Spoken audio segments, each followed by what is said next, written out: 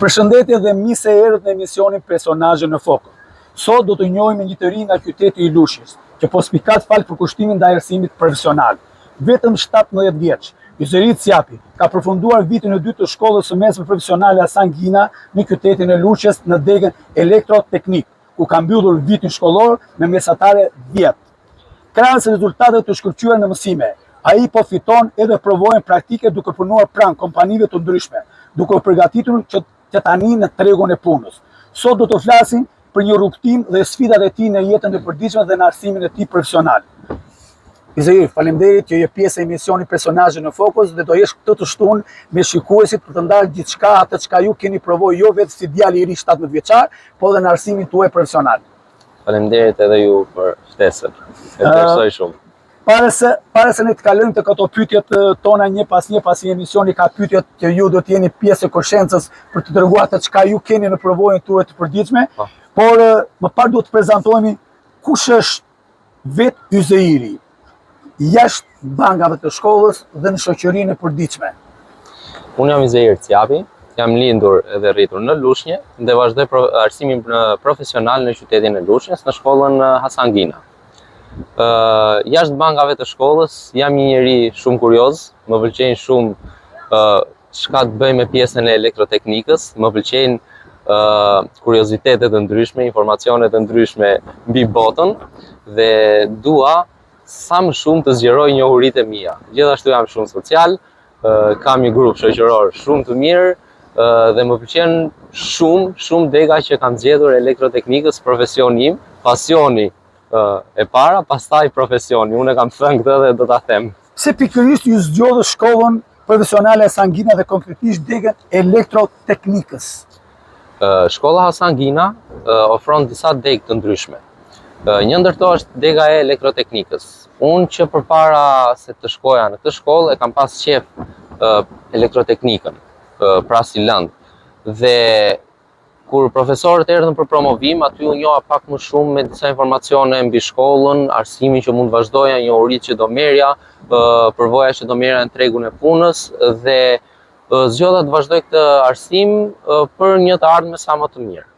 Mendoni se elektroteknika që ju keni zgjedhur është një arsim i duhur dhe një pjesë e punës në jetën tuaj të përditshme, si shikon këtë? Elektroteknika zë vend në të gjitha këndvështrimet tona. Nëse ne jetim sy të vërtall, patjetër ne do shohim ndryshime ndryshme, do kemi pajisje elektronike, pajisje elektrike, pra kemi të bëjmë që nga pjesa e si themi pajisjeve të imta apo të vogla që kanë të bëjnë lidhje me elektroteknikën e deri tek industritë e mëdha, të cilat tashmë e dim që një pjesë e mirë e globit mbahet nga tregtia dhe normalisht që produktet që prodhohen apo shiten apo tregtohen kërkojnë domethënë industri shumë të larta, apo pa pasur elektricitet ne nuk mund të vendosim si të thuash motorët apo pajisjet që do bëjnë transportin e gjitha proceset me radhë. Pra kemi një ndërthurje shumë të mirë të elektroteknikës dhe botës ku jetojmë. Shpeshherë ju keni qenë pjesë e promovimeve të ndryshme nga vetë shkolla, por edhe në disa panajire që janë organizuar në qytetin e Lushnjës. Një nga njerëzit që ju më shumë keni folur edhe për median, pasi intervistat e gjata janë marrë tek ju, grupi tuaj të punës dhe gjithmonë keni shprehur se çfarë është elektronika në përgjithësi. Dhe pjesa e pajisje që ju keni promovuar pikërisht në këto panajire. Pse pikërisht vetëm ti? Në fakt, duke qenë një nxënës me nivel, siç e përmendët edhe pak më parë që mbarova shkollën pra vitin e dytë me mesataren 10, unë kështu kam qenë edhe në vitet e tjera dhe para se të vazhdoja gjimnazin profesional dhe mësuesit e dinë domethënë pjesën e njohurive ku jam dhe zgjedhin domethënë një person të duhur për të dhënë promovimin vetë shkollës. Po, pikërisht. Duke parë dhe suksesin, ata zgjedhin dhe nxënësit. Përveç saj, ju jeni pjesë e asaj shkollës. Çdo lloj aktiviteti që krijohet brendësi të asaj shkollës, ju jeni pjesëmarrës aty, jeni drejtuesa, çfarë jeni? Sepse duke një njeri si më social, më komunikues, jo vetëm me pjesën e audiencës të medias, po edhe me shoqërinë tënde që ti je, sepse sa po fole. Po, është e drejtë faktikisht në çdo projekt të paktën ose në shumicën e projekteve që do bëhen në shkollë, do zhvillohen, unë do marr pjesë atje. Si te pjesa e ndërtimit, ashtu dhe te pjesa e dhënies së ideve se si mund ta përmirësojmë apo si mund të gjejmë zgjidhje për të bërë punën më të lehtë. Çfarë do thotë për ty të mbyllësh vitin e dytë me mesatare 10? Faktikisht për mua është mund ta themi emocionuar, një djalë një djalë social, një djalë i qeshur, një djalë që ofron shumë njerëz, dhe të mbyllësh mesataren 10 është sfiduese dhe gëzuese në të njëjtën kohë. Është gëzim sepse ke marrë një mesatare shumë të mirë, por është dhe sfiduese. Ose është pa këmbgulja juaj? Po, normalisht po. Unë jam shumë këmbgulës tek pjesa e profesionit tim. Dhe siç po thoya, domethënë, është domethënë mënyra të marrërit të arsimimit gjatë kohës së ditës dhe ti e promovon dhe kalon ditën mes mësimeve dhe mes praktikës, si ke arritur të marrësh mesatare? Kombinimin po, e kam bërë, madje dhe vetë kuriozitetit, unë thash që e kam pasion elektroteknikën. Madje edhe kur shkova vitin e parë në shkollë, ne u njohëm me diodat, u njohëm me tranzistorët, me rezistorët, pra elemente elektronike, dhe kur shkova atje kisha një blok, sa herë që shpjegonte profesori mësimin, unë mbaja shnime tek temat e para që ishin, domethënë pajisje elektronike të vogla, siç e përmenda këto dioda, rezistorë etj. Unë I kisha shnime ato, sepse I mbaja shnime më përpara që ti dija për veten time. Dhe kur e pa profesori im, profesor Artur Dushi, ngeli habitur me një moment, tha ku I gjete ti këto informacione kur ne këto jemi duke I bërë akoma. I thash që ky është pasioni im, kjo është puna ime dhe dëshira ime për të vazhduar në këtë pjesë. Po, dëshira ime për vazhduar të zgjeruar njohuritë sa më shumë. A do të thotë që niveli e saj shkolle ka këtë lloj praktike që ju zhvilloni gjatë kohës ditës ose keni kabajtur gjysi përgatitur në këtë shkollë? A ka të bëjë kjo? Gjysi përgatitur nuk mund ta themi, mund të themi që vajta me dëshirë. Po sa po thotë ju kishit njohuritë e brendshme ju e kishit. Njohuritë bazike le të themi, sepse shkolla 9-vjeçare nuk ta ofron për shembull njohurinë e këtyre sanateve të ndryshme, përfshirë dhe elektroteknikën time. Unë kur shkolla kisha pak njohuri bazike, por shkolla domethënë me nivelin që kam, mësues që janë inxhiniera, po flasim për inxhinierë si të degatikut, elektronikës, hidrës etj. Njohuritë zhvillohen, përballemi me sfida të ndryshme, me probleme të ndryshme dhe normalisht do gjejmë zgjidhje të ndryshme, do njihemi me materiale apo vegla të ndryshme etj. Me radhë. Meqenëse jete pjesë e sfidave të mëdha, a ka pas gjatë 2 vite të shkollës sfida I Zoiri? Normalisht po, ka pasur. Ka pasur gjëra të cilat unë nuk I dija. Dhe unë kam një problem faktikisht që në moment që kur profesori shpjegon një temë mësimi dhe unë nuk e kuptoj që në momentin që kur e shpjegon, aty kam një problem se nëse e shpjegon për herë dytë aty filloj pastaj fikem. Edhe nuk po proceson truri, ka pasur domethënë skema të tilla elektronike, cilat nuk I kam zbërthyer dot dhe ka qenë mjaft sfiduese, por me përkushtim, me qetësi po. Madje nëse nuk I kam bërë në shkollë, kam bërë në shtëpi. Ajo është e sigurt, se aty këmbgulja. Sa e rëndësishme është praktika profesionale krahas mësimit teorik? Janë të lidhura bashkë? Normalisht po, është shumë e rëndësishme praktika. Në vërtet mund të marrim njohuri te shkolla mbi zanatin, por në momentin që shkojmë për këtë praktikën, për këtë teorinë, për ta vënë praktik aty është pak më vështirë. Unë e vura re kur erdha në fillim vetë tek praktika në biznes. Po, te shkolla kisha kuadrin elektrik si ai që prezantova tek Panajiri. Atë kuadrin e ndërtoja se kisha problem fare, ama kur shkova tek një banes, aty veç teorit kisha, ama kur vinte pjesa domethënë për të futur teorinë në praktik, aty kisha pak probleme se nuk kisha I njohur domethënë me praktikën. Si sfidove veten? Duke zhvilluar atë praktikën, sado nuk e dija, për shembull tek instalimet elektrike. Nuk e dija si ta bëja, ama mendoja, këtu më duhet pris, këtu më duhet çelës, këtu më duhet këtë. Këtu më duhet ky ushqim, këtu më duhet ky ushqim për ndriçimin dhe aty e bëja lidhjen. Sado vonohesha prap e gjeja zgjidhjen dhe sa vjen e përmirësohesha gjithmonë domethënë te pjesa e kohës. Kishte Zoiri dikë që nga pasi ti të shiko se ti po bën këtë lloj modifikimi ose këtë lloj si them, kornize në brendësi të shtëpisë apo të një familje për të vendosur diçka, por shko se kjo nuk shkon kështu dhe të korrigjon dhe pas. Kishim në një dikë? Shko, të zotët e shtëpisë e din ata më mirë për shtëpinë e tyre çfarë do vendosin. Unë para se të vija këtu kisha një kondicioner dhe i sugjeroja një vend, jo thoshin nuk më pëlqen këtu, e dua pak më tej, pak më andej. Okej, thoja, patjetër është dëshira jote. Pra, është dikush domethënë që kërkon Ti hyt te pjesa e mendimit të qytetarit, ku vetë te pjesa e punës, sepse ti jesh në vit të dytë të shkollës, pa përfunduar shkollën, ti je një nga njerëzit që bën pjesën e punës në mënyrë praktike, është pak e çuditshme, sepse si në përfundim të plotë që ti të marrësh një diplomë, ti je diplomuar dhe të bësh instalime të kohës. Në fakt koha ka evoluar. Në fakt, në mbyllja e nivelit të dytë, vitit të dytë, më fal, më bën mua ndihmës teknik, pra certifikimi që unë marr nga shkolla, unë jam ndihmës teknik. Vitin që vjen ne kemi një rritje të nivelit, le të themi, dhe në fund fare ne diplomohemi si teknik menaxher. Pra, që në viti 4, pra me mbarimin e vitit 4, unë mund të nis një biznesin tim dhe ta menaxhoj atë. Punoni gjatë sezonit veror në shumë kompani të ndryshme. Çfarë ke mësuar nga kjo eksperiencë? Është viti 2 që ju punoni? Pse më keni thënë? Po, është viti 2 që punoj.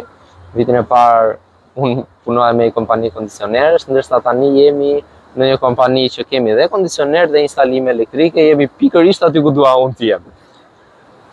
Njohurit janë të shumta, janë rritur, sado, domethënë, kemi një ori, okej, dim ta montojmë një kondicioner apo dim të bëjmë instalimet elektrike, por sado gjërat evolojnë, teknologjia evolon, kështu që ne mësojmë gjërat e reja çdo ditë. Më përpara, për shembull, ne dyert e shtëpisë që kemi pasur thjesht një brave dhe e hec, ndërsa tani me një hotel që po bëjmë, jemi në mbyllje. Jemi në qerret Kavajës, pas kemi dating komplekse, kemi qytetin e Durrësit dhe Golemi, pas zgjodhe këtë smond për t'i dhënë elektronikës shiko, se ka dhe një bukuri natyrore që është dhe diell dhe deti. Po, është e drejtë. Madje edhe pallatet që shohim këtu, një pjesë të mirë e tyre i ka bërë shefi i punës dhe i nxënës i arsimit profesional dhe ka arritur një sukses shumë të madh. Për sa i përket domethënë fushës tij. Dhe jo vetëm këtu te zona e Qerretit, po kemi edhe Golemin. Kemi pastaj kondicioner këto janë kështu të vogla, le të themi. Gjëra të vogla elektronikës. Po. A mendoni se arsimi profesional i jep më shumë mundësi për të punësuar me njëherë pas shkollës?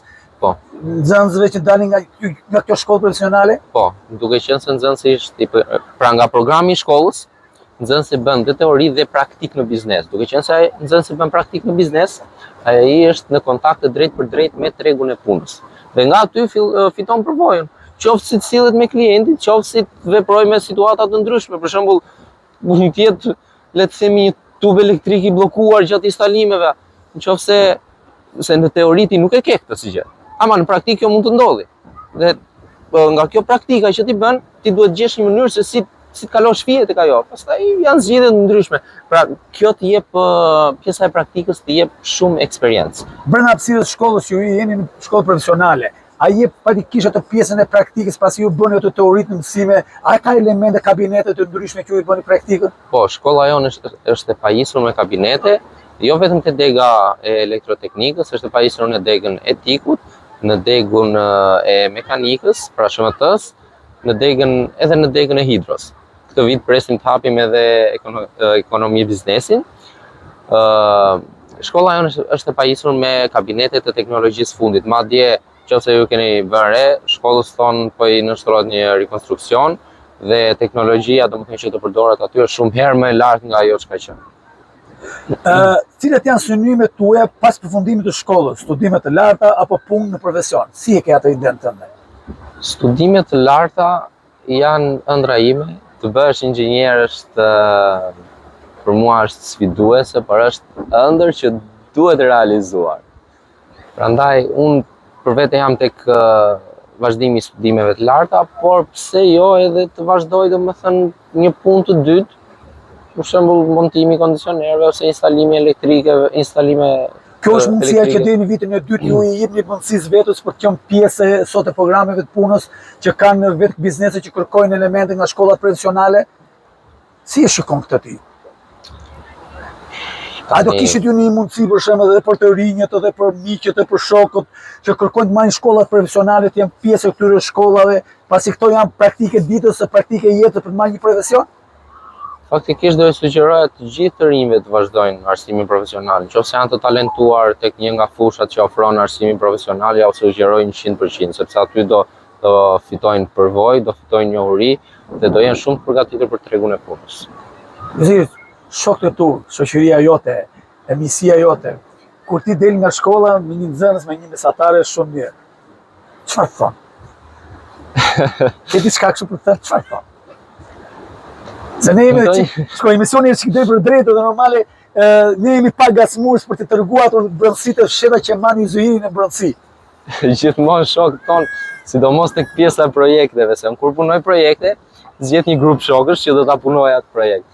Dhe sa herë që ju them, shiko shuna se ne kemi një projekt, mos na vdishmi me këto projekte. Pra projekt tjetër. Izraeli bëhet shembull i projekteve dhe për zhvillon vetë. Do të bëjnë shokët? Po, normalisht që ndihmojnë. Japin dhe ata kontributin e tyre. Bëhen pjesë, Po. Por në moment që ti nuk bie dakord, për shembull kur dikush e sugjeron diçka tjetër në projektin që ti ke zhvilluar me të mendjen tënde, e ke hedhur në letër dhe kërkon ta bësh në praktik. Çfarë thotë Izraeli kur nuk bie dakord me pjesën e grupit punës? Gjejmë një rrugë të përbashkët. Përpiqemi të gjejmë një rrugë të përbashkët që mos kemi domethënë probleme, plus dhe projekti të dali sa më i mirë, puna të dali sa më e pastër. Po me grupin e punës që jeni në praktikë aktualisht tani sezoni veror, pasi ju jeni impulsuar në një kompani për sezonin veror. Si ndikon aty? Atë marrin mendim, ai jep mendim, ai pari grupit, ai mesi, ai diçka që bën ato lidhje midis shefit, midis punëmarrësit, punëdhënësit, qytetarit që kërkon diçka. Si e lidh këtë?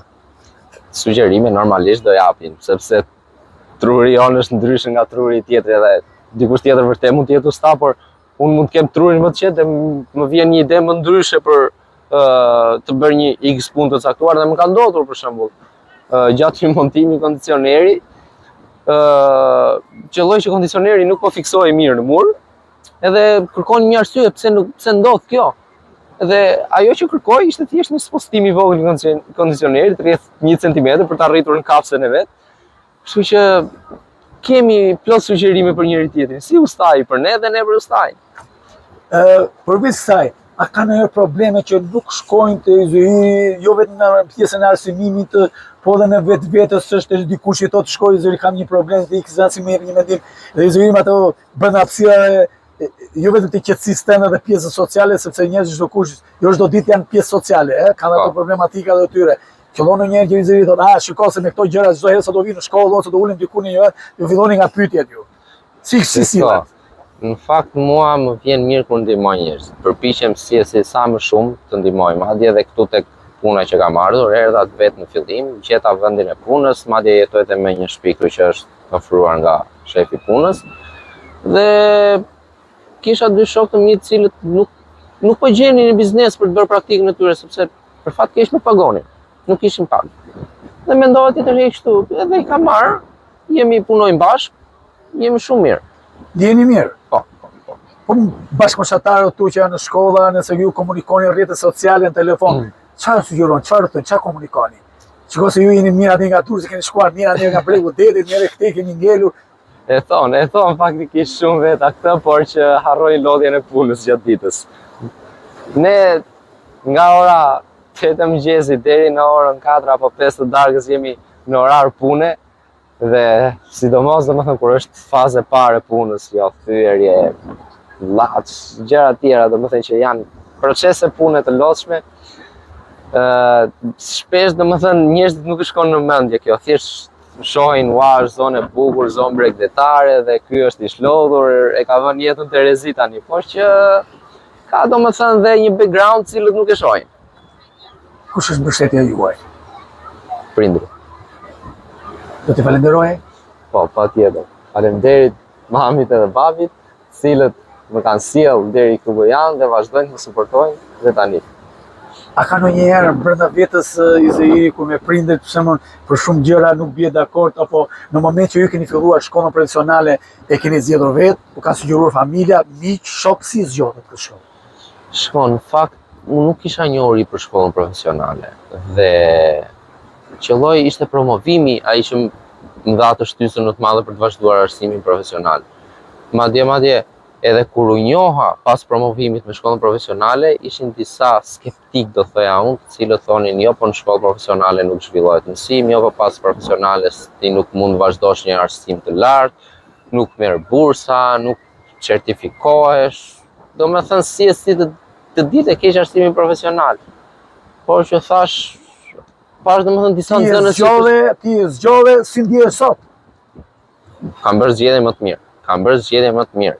Shokët e mi ka nga ata do me thënë të cilët vazhdojnë akoma kërkojnë lek nga prindrit, ndërkohë që unë jam me rrogën time, jam me pakën time këtu.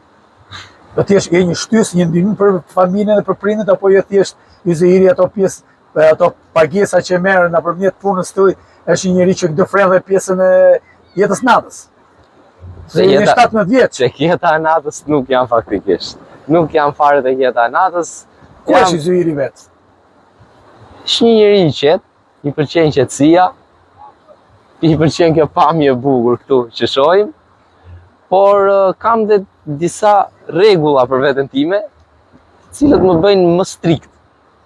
Qoftë tek orari i gjumit, qoftë tek orari i ngrënjes, etj me radhë edhe tek puna, domethënë nuk jeta e natës, domethënë sado mund të duket e bukur për një moment, prapë është e lodhshme. Un kam një shokun tim që jetojmë në shtëpi.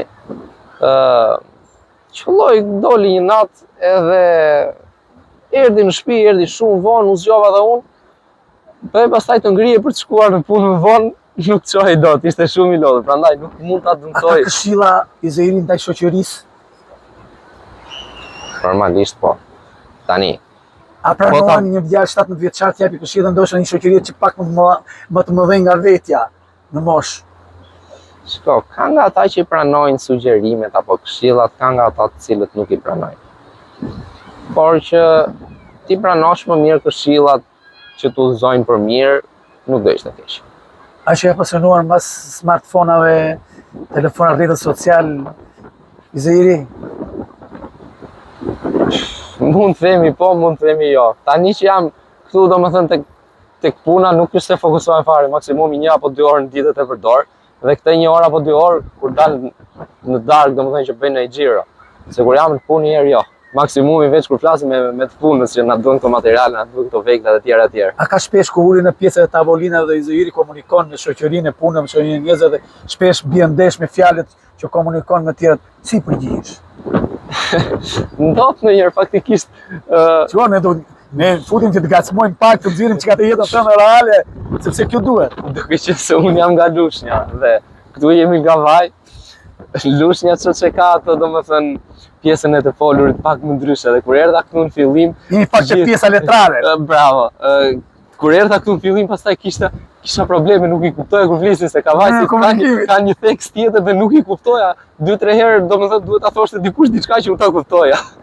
Por që tani jam përshtatur. Je përshtatur pjesës? Po. A ke mësuar pak fjalorin këtu pjesës si flasin dursakët me kavajsit? Po, e kam mësuar. Shpesh futesh te pjesa e komunikimit? Po, ka ndryshuar. Pak e folura, domethënë, duhet përshtatemi pak.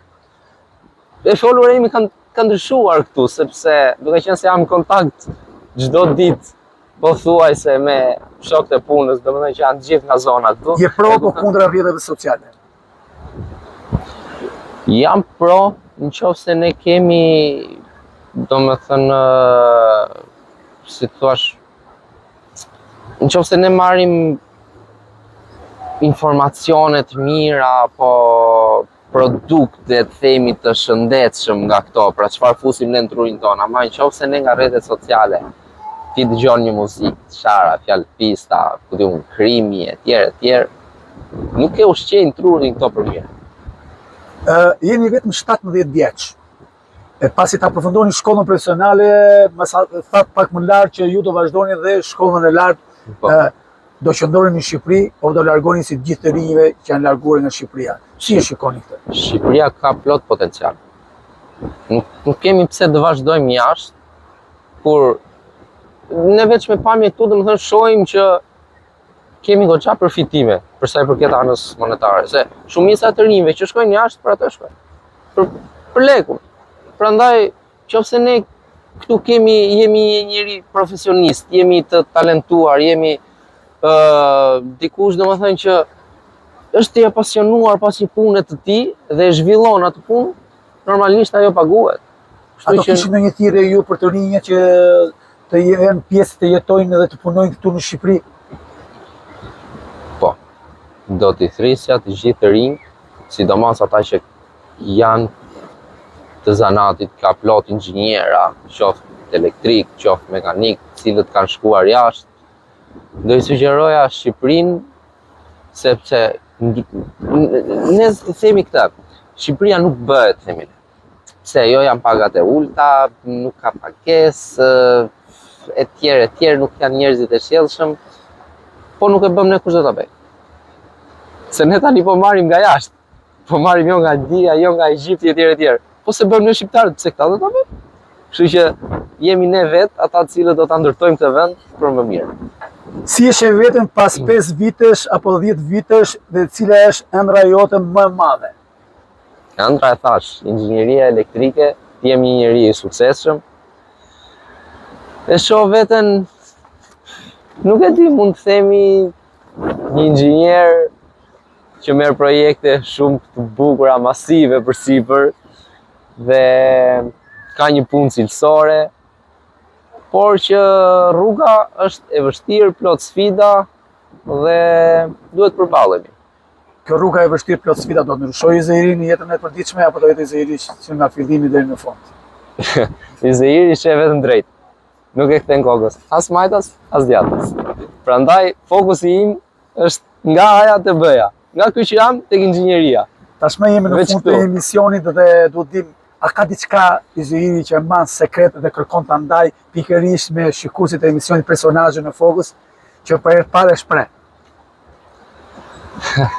Izeiri faktikisht nuk kishte mban shumë sekrete. Ato që ka, si që thash pak më parë, jam njeri shumë sociale dhe çka kam për brenda i tregoj. Pra nuk do kishte domethënë ndonjë sekret wow për treguar. Izeiri, të falenderoj që ishe pjesë e emisionit Personazhe në Fokus për këtë të shtunë për të gjithë shikuesit e këtij emisionit. Urojmë një rrugë të mbarë, të jesh një njeri që të sjellësh mirësinë në veten tënde, por edhe në familjen tënde. Shumë faleminderit. Kjo ishte gjithçka sonte për emisionin Personazhe në Fokus. Duke i thënë faleminderit Izeirit dhe miru takofshin në një emision të ardhshëm të shtunën që vjen. Mirupafshim.